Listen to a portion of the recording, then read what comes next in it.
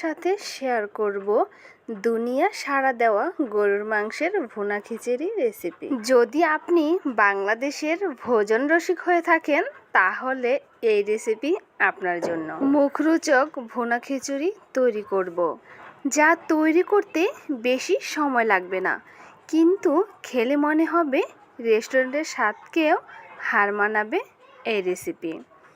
তো প্রথমে আমি গরুর মাংস খুব সুন্দর করে গুটি গুটি করে কেটে নিয়েছি এবং ধুয়ে পরিষ্কার করে নিয়েছি। দিয়ে দিয়েছি 1 কাপ পেঁয়াজ কুচি আর আদা রসুনের পেস্ট। এখন দিয়ে দিব গুঁড়া মশলা। নিয়ে নিয়েছি মরিচের গুঁড়া, হলুদের গুঁড়া, ধনিয়া গুঁড়া এবং আস্ত গরম মশলা, দারচিনি, এলাচ আর তেজপাতা। তো এখন দিয়ে দিলাম পরিমাণ মতো লবণ। সব উপকরণগুলো খুব ভালোভাবে মিশিয়ে নিব। তার আগে দিয়ে দিলাম তেল। এখন হাত দিয়ে মাংসগুলোকে খুব সুন্দর করে ম্যারিনেট করে নিব। আজ আমি ছোট বড় মিলিয়ে 20 থেকে 25 জনের জন্য ভুনা খিচুড়ি রান্না করে দেখাবো। একদম পারফেক্ট করে আপনারা কিভাবে ভুনা খিচুড়ি রান্না করবেন আজকে সব কিছু শেয়ার করব। আমি নিয়ে নিয়েছি 1 কেজি গরুর মাংস। এখন এই মাংসগুলোকে কষিয়ে নিচ্ছি। বলক ওঠার পরে আমি দিয়ে দিলাম আস্ত কাঁচামরিচ। দয়া করে কেউ ভিডিওটি টেনে টেনে দেখবেন না, তাহলে কিন্তু ফুল প্রসেস আপনারা শিখতে পারবেন না। প্রথমে একটা লাইক দিয়ে দেখে নেবেন। মাংসগুলো কষানো হয়ে গিয়েছে।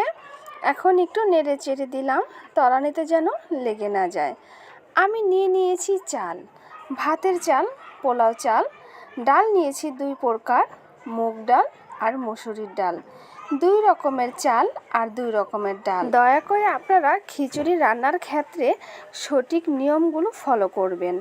আমি নিয়ে নিয়েছি 1.5 কেজি চাল এবং আধা কেজি ডাল, টোটাল 2 কেজি। তো ডাল নিয়ে নিয়েছি 1 পোয়া আধা কেজি আর চাল নিয়ে নিয়েছি 1.5 কেজি। এখন আমি বড় একটা পাতিল নিয়েছি। পাতিলের মধ্যে দিয়ে দিলাম 1 পোয়া তেল, মানে 250 গ্রাম তেল। তেল গরম হওয়ার পরে দিয়ে দিলাম 2 কাপ পেঁয়াজ কুচি, আস্ত দারচিনি, এলাচ, তেজপাতা।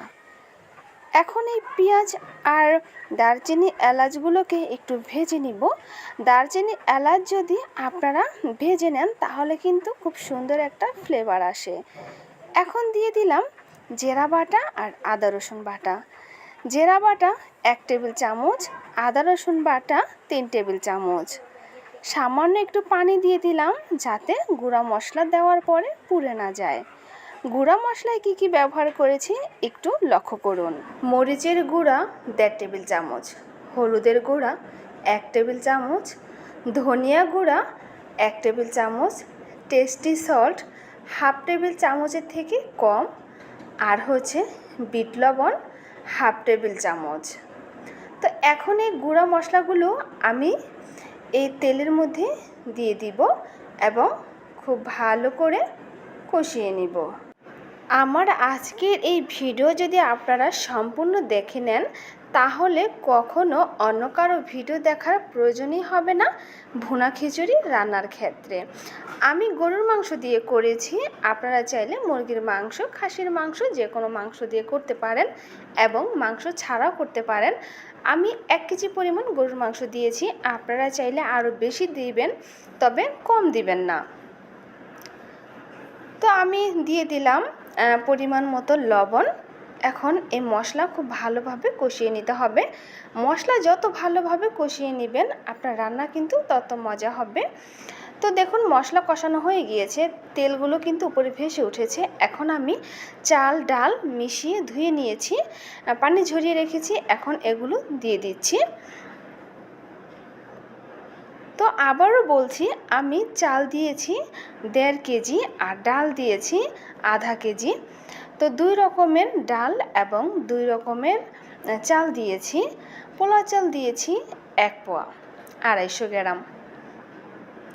তো এখন আমি খুব ভালোভাবে চালগুলোকে ভেজে নিব। আপনারা অবশ্যই পোলার চালটা দেওয়ার চেষ্টা করবেন, এতে আপনার খিচুড়ি এত মজা হবে, এত টেস্ট হবে, কি বলবো। রেস্টুরেন্টে যারা খেয়েছেন তারা এভাবে একবার রান্না করে খেয়ে দেখবেন, রেস্টুরেন্টের স্বাদকে কিন্তু হার মানাবে এই ভুনা খিচুড়ি। আমি সত্যি বলছি না, মিথ্যা বলছি। সেটা ট্রাই করার জন্য অবশ্যই আপনারা একবার হলেও এই রেসিপিটি বানিয়ে খাবেন।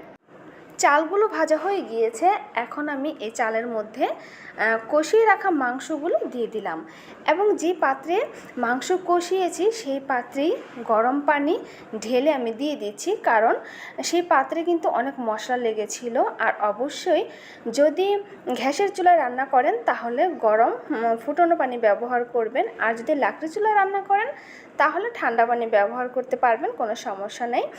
গরম পানিটা অবশ্যই দিবেন গ্যাসের চুলায় রান্না করলে। আমি যেহেতু গ্যাসের চুলায় রান্না করতেছি এ কারণে কিন্তু আমি আগেই পানি ফুটিয়ে নিয়েছি, আর এই ফুটানো পানি কিন্তু আমি দিয়ে দিলাম। তবে পানির পরিমাপটা বলা যাবে না, কারণ কেউ মোটা চাল দিয়ে রান্না করবেন, কেউ চিকন চাল দিয়ে রান্না করবেন, এতে কিন্তু পানির পরিমাপ আমি বলে দিতে পারছি না। তো আমি পরিমাণ মতো পানি দিয়ে এখন একটা ঢাকনা দিয়ে ঢেকে দিচ্ছি। বলক আসলে ফিরে আসব।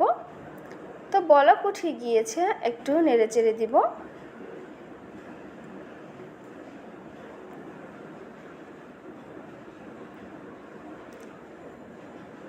তো যেহেতু বলক উঠে গিয়েছে, আমি এখন চুলার তাপটা একটু কমিয়ে তারপর ঢেকে দিলাম। আবারও কিছুক্ষণ পরে ফিরে আসলাম, দেখতেই পাচ্ছেন পানি কিন্তু অনেকটাই শুকিয়ে গিয়েছে। এখন আমি সুন্দর করে নেড়ে চেড়ে আবার কিন্তু এই খিচুড়ি ঢাকনা দিয়ে ঢেকে তায়ে বসিয়ে রাখবো। এত মজা হয়েছে এই খিচুড়ি রান্নাটা, এটা আমি আপনাদের বলে বোঝাতে পারবো না। তো আমার লবণ কম হয়েছে, তা আমি আরও একটু লবণ দিয়ে দিলাম। একবারে বেশি করে লবণ দিতে যাবেন না, এতে বেশি হলে খাওয়া যাবে না, কম হলে কিন্তু দিয়ে খেতে পারবেন বা পরে দিতে পারবেন। তো এখন আমি আবারও ঢাকনা দিয়ে ঢেকে দিব কিছুক্ষণের জন্য। ফিরে আসলাম কিছুক্ষণ পরে, একদম পানি কিন্তু শুকিয়ে গেছে, প্রায় অল্প অল্প পানি আছে, বুদবুদ করে উঠতেছে। তো এখন দিয়ে দিলাম কাঁচামরিচ, একদম শেষের দিকে কাঁচামরিচ দেওয়ার কারণে কিন্তু এই খিচুড়ি থেকে একটা কাঁচামরিচের সুন্দর একটা ফ্লেভার আসবে। তো এখন আবারও ভালোভাবে নেড়ে চেড়ে দিচ্ছি যেন তলানিতে লেগে না যায়। উপরের খিচুড়িগুলো নিচে দিব আর নিচেরগুলো উপরে তুলে দিব।